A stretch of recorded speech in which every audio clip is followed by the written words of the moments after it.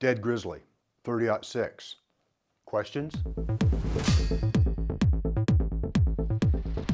Guy Miner here from UltimateReloader.com. Grizzlies, big, fast, strong, tough, can be very aggressive. These things can go 600, 700, 800 pounds. If you're talking the big coastal brown bears, they're even bigger. Interior bears tend to be a little bit smaller. Still, when they stand up on their hind legs and they're 8 feet tall, yeah, you might think that you need the biggest, baddest, most powerful cartridge you could possibly handle for that. Maybe not. So, what kind of cartridges are common for hunting grizzly bears? 30-06, 300 Win Mag, 338 Win Mag, and the good old 375 H&H. There's a lot of others, but those typically come up in any discussion of hunting grizzly. I had a couple of options there. I had a good 30-06 and I had a good 375 H&H. Why would I choose one over the other? Talked about the hunt ahead of time with my guide and outfitter, Lyle Becker. He gave me some real interesting guidelines and things that to help me prepare for the trip that was going to be coming up in a few months. Range, we had a possibility of maybe taking a very close range shot at a grizzly, 20, 30 yards, and out to about 300. And I know that there's a lot of people that watch Ultimate Reloader that are very good at the precision shooting and much longer ranges. Believe me, you don't want to take that long range shot at a grizzly, that 400, 500, 600 yard shot, unless you absolutely have to, like it's getting away after having been shot already. But an unwounded grizzly, you don't want to start the ball rolling at 300 yards. You want to get closer and place your shots better. Rifle weight became important. I was trying to choose between a couple of my rifles, and so I asked Lyle for his guidance. I mean, he's the guide. He hunts grizzlies all the time. And he asked me a couple of questions. One, this is rugged country. Which rifle is lighter? Two, you might have to take a 300-yard shot. Which rifle do you shoot better? Well, let's take a look at that. The two rifles that I had available to me were, one was a very, very nice custom-made Winchester Model 70 in 375 H&H. Michael Schurz had built it. It was gorgeous, had a custom Douglas barrel on it. Michael made an incredible stock for it. It had quick detach scope mounts, tally mounts, and had a nice set of iron sights. It was an excellent rifle. It had been used in Africa by another owner prior to me, and just I loved everything about that rifle. I also had a rifle that I had a lot of experience with afield. I had done a lot of hunting with it. Elk, black bear, mule deer, pronghorn antelope, probably something I'm forgetting. And that's a Remington 700 CDL in 30-06. Pretty much plain vanilla rifle. Nice rifle, but pretty much plain vanilla, especially stacked up to that beautiful custom Model 70. The pros and cons of those two, the 375 obviously has much more power. I mean, it's flinging a 300 grain bullet, so it's a very, very powerful cartridge, over 4,000 foot-pounds of energy at the muzzle easily with either the 300s or even lighter bullets.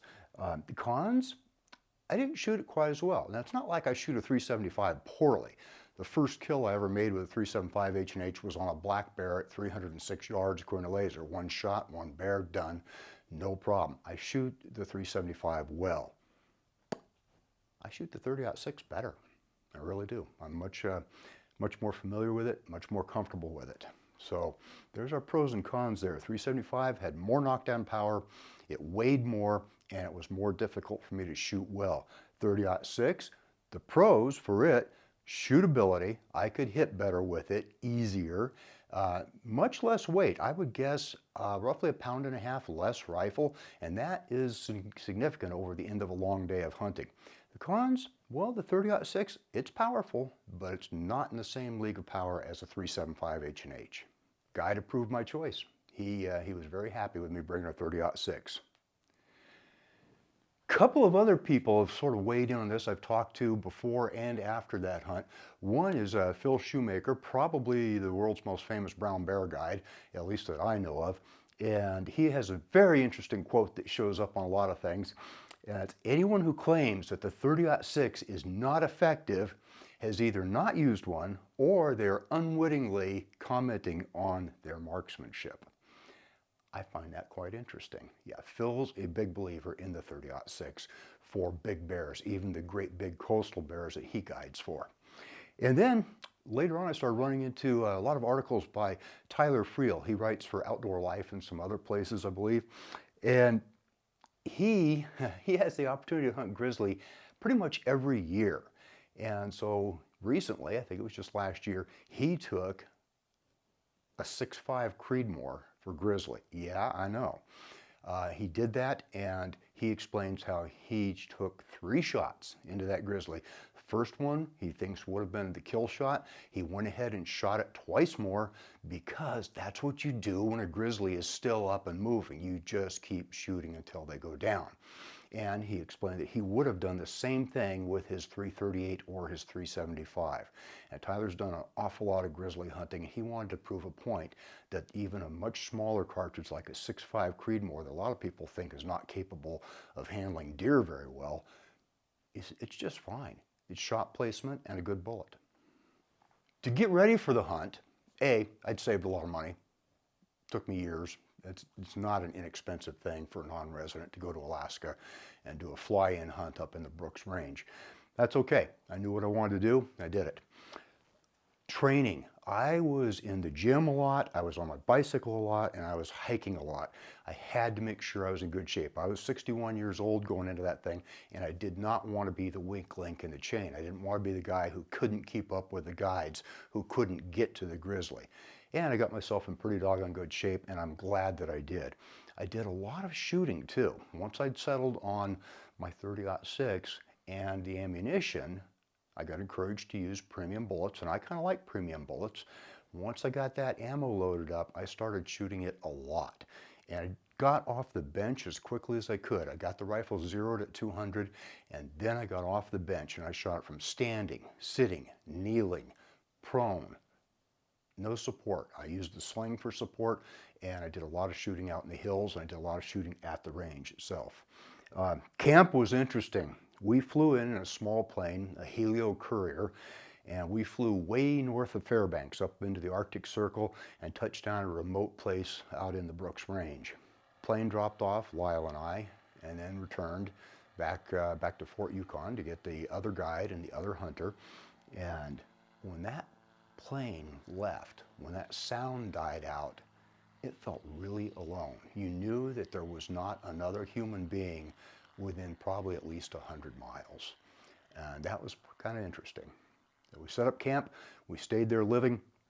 The way that we were hunting grizzly was lots of observation, lots of spotting.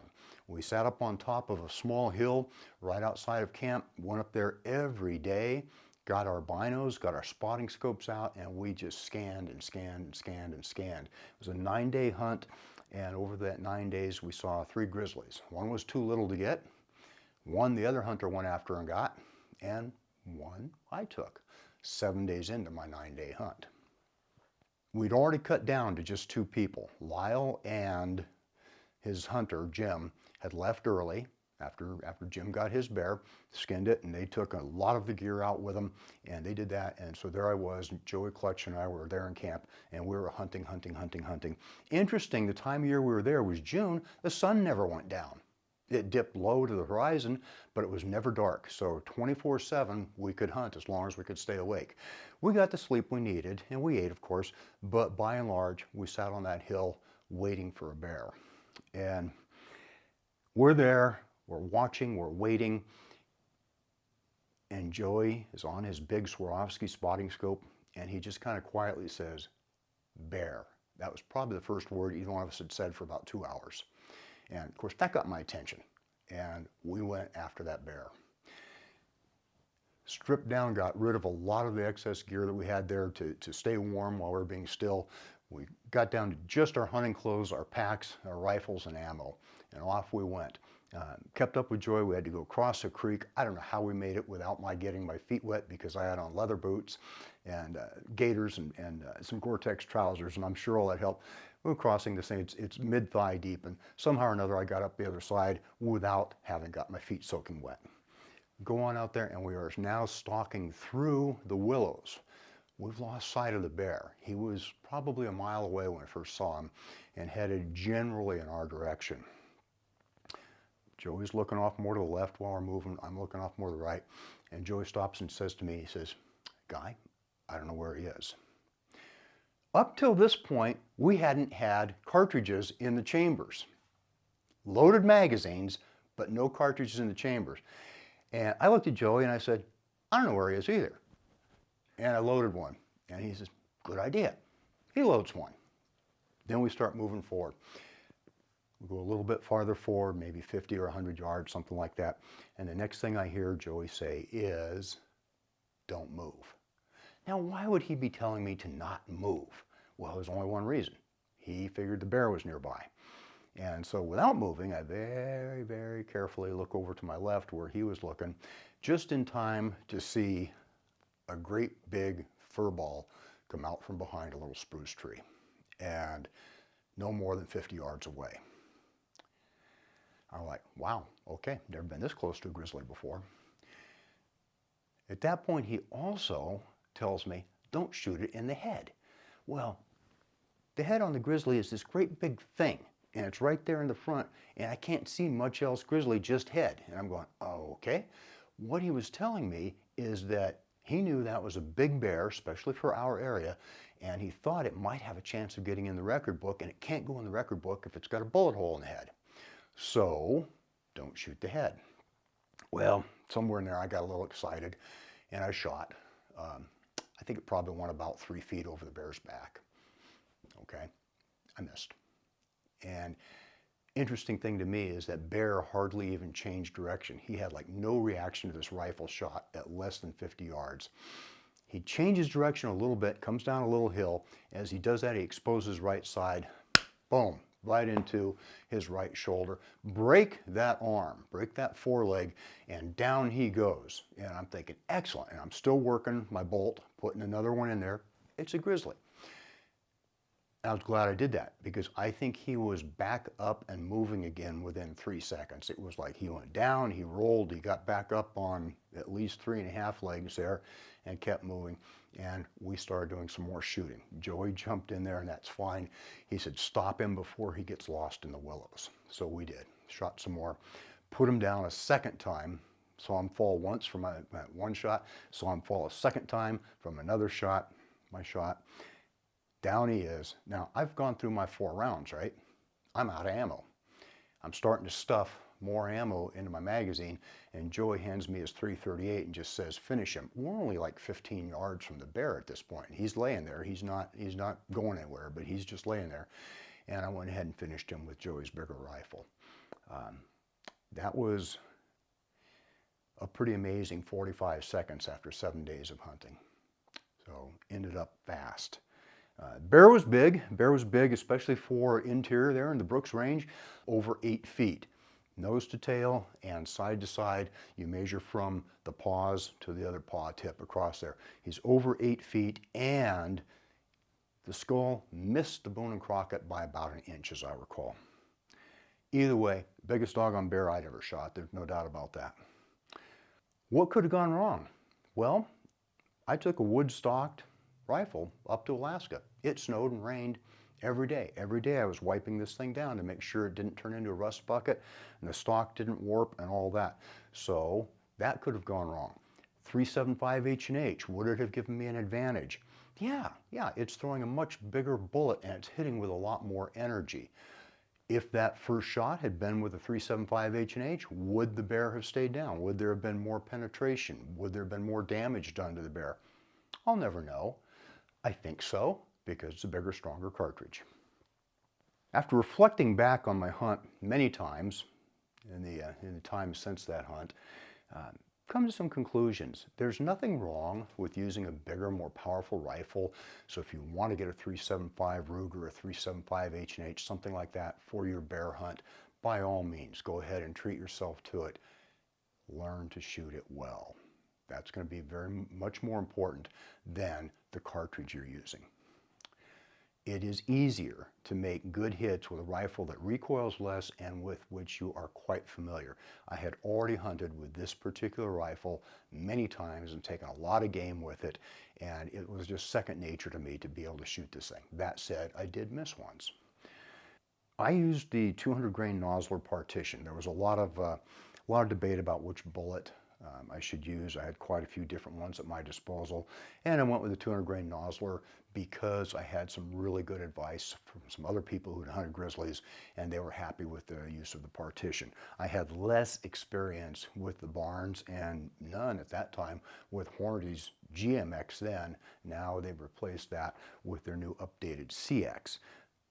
Both really good alternatives, and you can make a good argument for using monometal bullets, all copper, because they don't tend to break up at all. They expand well and they penetrate terrific. So a lot of good reasons to use one of the all copper hunting bullets. Honestly, I think most of us probably already have a Grizzly gun. It's probably your favorite elk rifle, maybe your deer rifle, unless you're going way down in size on the deer rifles.